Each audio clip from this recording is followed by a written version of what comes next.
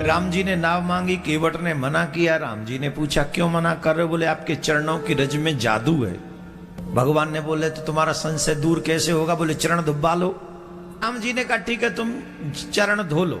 और राम जी चरण दुब्बाने लगे। कठौता लाए, कठौती नहीं। राम जी का चरण उठाया, दायां चरण अपने हाथ पे रखा और एक चरण से वो जल लिया और राम जी के चरण पे वो जल, गंगा जल डालने लगा और यूं घिस घिस के राम जी के चरण धो रहा है। और जब राम जी के चरण धो रहा है तो बहुत देर हो गई राम जी को एक पैर पे खड़े हुए। राम जी एक चरण पे खड़े हैं। लक्ष्मण जी राम जी को देखकर सेवा करने वाले हैं। लक्ष्मण जी समझ गए कि मेरे प्रभु को कष्ट हो रहा है, तो राम जी की ओर देखकर लक्ष्मण ने केवट से कहा, अरे ओ भैया केवट, थोड़ा जल्दी करो ना, अरे थोड़ा जल्दी करो। क्यों? बोले राम जी एक चरण पे खड़े हैं, उन्हें कष्ट हो रहा है। तो केवट ने पूछा, ऐसे केवट तो ऐसे था ना, राम जी खड़े थे तो यूं ऊपर की तरफ मुंह करके राम जी की तरफ मुंह करके पूछा, आपको कष्ट हो रहा है? राम जी कोई साधारण तो है नहीं, जगतपति हैं। अब ये कहें कि मुझे कष्ट हो रहा है तो बड़ी अजीब बात हो जाएगी। पूछा आपको कष्ट हो रहा है? तो राम जी मुस्कुरा दिए। तो राम जी जब मुस्कुराए तो केवट ने कहा मैं समझ गया कि आपको कष्ट हो रहा है, पर मैं आपको एक पैर पे इसलिए खड़ा नहीं कर रखा हूं कि आपको कष्ट हो, बल्कि इसके पीछे दूसरा कारण है। बोले क्या कारण है? बोले आपके चरणों की रेखा बहुत गहरी है। क्या है? आपके चरणों की रेखा बहुत गहरी है। तो बोले उन रेखाओं में रज के कण अंदर तक फंसे हैं, फिर तो उन कणों को निकालने में समय लग रहा है। कहना क्या चाहते हो? बोले रेखन में गड़े कण याते देख देख धूं, नाथ एक पाम पे खड़े हुए लीजिए। एक पैर से अगर खड़ा नहीं हुआ जा रहा है तो क्या आप सहारा चाहते हो? राम जी मुस्कुराए। राम जी बोले मैं पूरी संसार को सहारा मैं देता हूं, और देखो गंगा के घाट पे बैठा हुआ केवट मुझे सहारा देने की बात कर रहा है। सहारा चाहते हो? रेखन में गड़े कण याते देख देख दो, नाथ एक पाम पे खड़े हुए लीजिए। चाहो अविलंब तो विनीत है नाथ सुनो, नाथ मेरे माथ पर हाथ धर लीजिए, नाथ मेरे माथ पर हाथ धर लीजिए। अगर आपको सहारा चाहिए तो अपने कर कमल मेरे सर पे रख लो, आपको सहारा मिल जाएगा और मेरा बेड़ा। राम जी बोले वाह, भक्ति हो तो केवट जैसी, प्रेम हो तो केवट जैसा, तुम धन्य हो। तो राम जी ने चरण धुलवाए, केवट ने चरण धोए, और अकेले नहीं, ऐसे ही नहीं, पद पखार जलपान करे। केवट ने चरण धोए राम जी के, और चरण धोने के बाद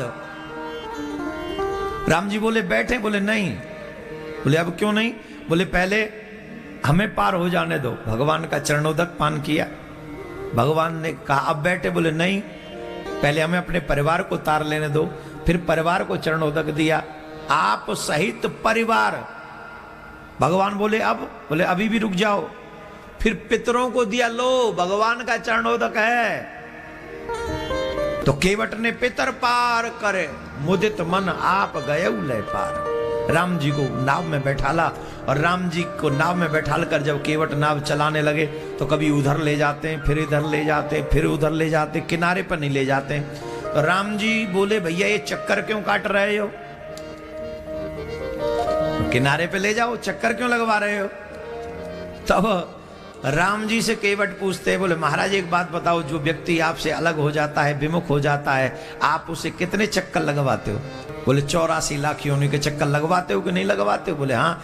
तो आप जब जीव को 84 लाख योनि के चक्कर लगवाते हो, जीव कभी आपसे शिकायत नहीं करता। केवट ने नाव में 2-4 चक्कर क्या लगवा दिए, आप अभी से शिकायत कर रहे हो? केवट ने कहा प्रभु एक बात बताइए, आपको कितने दिन का वनवास पिताजी ने दिलवाया है? बोले 14 वर्ष का। बोले कोई टाइमिंग फिक्स की है, स्थान फिक्स किए, इतना समय इधर, इतना समय इधर, इतना समय इधर? बोले नहीं। बोले जब 14 वर्ष काटने हैं तो 2-4 वर्ष हमारी नाव में ही काट लीजिए। और हम थकेंगे नहीं, हम नाव चलाते रहेंगे। राम जी बोले देखो भैया जल्दी करो, नहीं तो राम जी को डर किस बात का है, भरत भैया ना आ जाए। एक ही बात का डर है, भरत भैया ना आ जाए। क्यों?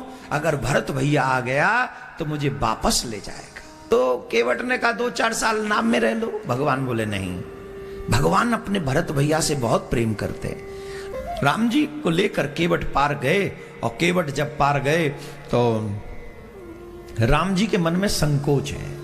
संकोच किस बात का? कि आज मैं केवट को कुछ दे नहीं पाया। आज अगर मेरे पास कुछ होता तो मैं केवट को बहुत कुछ देता, बहुत कुछ, पर आज मेरे पास कुछ नहीं है। देखो भगवान जो अयोध्या के राजकुमार हैं, समय देखो, काल चक्र देखो कितना विचित्र है। केवट ने पार किया और राम जी को उतराई में देने के लिए कुछ नहीं है कि राम जी के पास केवट के लिए। सीता मैया ने देखा कि राम जी दुखी हैं, तब पियहिय की सिय जानन हारे, सिय की सिय जानन हारे, मन मुदरी मन मुदित उतारे, कहेउ कृपालु लेहु तेराई, केवट चरण गहे अपनाए, नाथ आज में काह न पावा, मिटे दोष दुख दारिद्र धावा, मिटे दोष दुख दारिद्र धावा। राम जी को सीता मैया ने कहा कि ये मेरी अंगूठी है, ये आप इसे उतराई में दे दो। राम जी ने केवट से कहा भैया ये उतराई ले लीजिए। तो केवट ने पैर पकड़ लिए, नाथ ऐसा मत करिए, आज मुझे क्या नहीं मिला, आज मुझे सब कुछ मिल गया। जन्म जन्मांतर का जो दरिद्र था आज मुझे भगवान ने एक ही बार में दे दिया। आज मैंने स्वामी जी को, जगत के स्वामी को पार किया। हे प्रभु, वैसे भी मैं आपसे ले नहीं सकता। बोले क्यों नहीं ले सकते? क्योंकि मेरी और आपकी जाति एक है। तो केवट के ऊपर बिगड़ गए लक्ष्मण। बोले क्या बोलते हो, तुम केवट हो, हम क्षत्रिय हैं, हमारी तुम्हारी जाति कैसे हो गई? तो केवट ने कहा बोले प्रभु एक बात बताएं, जाति में ही जन्म लेने से जाति नहीं बनती, कर्म करने से भी जाति बनती है। बोले कैसे? हमारी उनकी जाति एक ऐसे है, सुनो, ये भी वही काम करते हैं जो हम काम करते हैं। ये समाज को, पूरी दुनिया को पार करने का काम करते हैं, हम लोगों को गंगा से पार करने का काम करते हैं। ये रहते भवनिध तट पर है, मैं गंगा तट का केवट हूं। ये भव सागर के तट पर है, मैं गंगा तट का केवट हूं। अब आप ही बताइए, मजदार कभी मल्लाह कहीं मल्लाहों से मल्लाही लेता है भैया? मजदूर कभी मजदूरों को मजदूरी देता है भैया? भगवान बोले आज तो केवट तुमने हमें अपना ऋणी बना लिया। तो भगवान के चरण पकड़ के केवट कहते नहीं, रघुवंश शिरोमणि राम को कोई ऋणी नहीं बना सकता। मैं आपके चरण छूकर कहता हूं मेरा कोई ऋण आप पर नहीं। पर अगर आपको लगता है कि आप मेरे ऋणी हो तो मेरे ऊपर ये उपकार कर दो। बोले क्या? अपने को ऋणी समझते हो तो मेरा ऋण वहीं चुका देना। मैंने तुमको पार किया तो मुझको पार लगा देना। मैंने तुमको पार किया तो मुझको पार, ये मेरा ऋण उतर जाएगा। जैसे आप मेरे घाट पे आए हैं तो डायरेक्ट मुझसे बात हुई है, वैसे ही जब मैं आपके घाट पे आऊं तब डायरेक्ट आपसे बात हो और कोई मुझे रोके ना। बस यही मेरा उपकार मेरे ऊपर कर दीजिएगा। राम जी समझ गए, तुम धन्य हो केवट, तुम धन्य हो। राम जी ने अपने हृदय से लगा लिया, अपने कंठ से लगा। केवट कहने लगे सरकार आप मेरे ऊपर कृपा करना। बोले क्या? कि अभी तो मैं आपको वन भेज रहा हूं, लेकिन जब वन से अवधि व्यतीत करके आप वापस आए तो आप इसी घाट से निकलना। क्यों? बोले मैं अब इस नाव को पलट दूंगा, अब इस नाव में किसी को बैठा लूंगा नहीं। क्यों नहीं बैठा लोगे? बोले जिस नाव में मैंने आपको बैठाल दिया है उस नाव में अब और किसी को नहीं बैठा, किसी को भी। आप जब वापस आओगे तभी ये नाव चलेगी। और केवट वहीं पट्टी बांध कर बैठ गए, आंखों पे पट्टी बांध ली और राम राम भजन करने लगे। आप सच मानिए, भगवान श्री राम का स्मरण किए बगैर प्रेम क्या होता है केवट सिखाता है। अब बताइए देने वाले कौन है? राम जी। केवट पे कितना होगा? सीता मां की अंगूठी मुद्री, उस समय रानी की, राजकुमारी की अंगूठी कम कीमत की होगी क्या? कल जैसी नहीं थी, इससे अनमोल होगी, वो भी मां जानकी की जी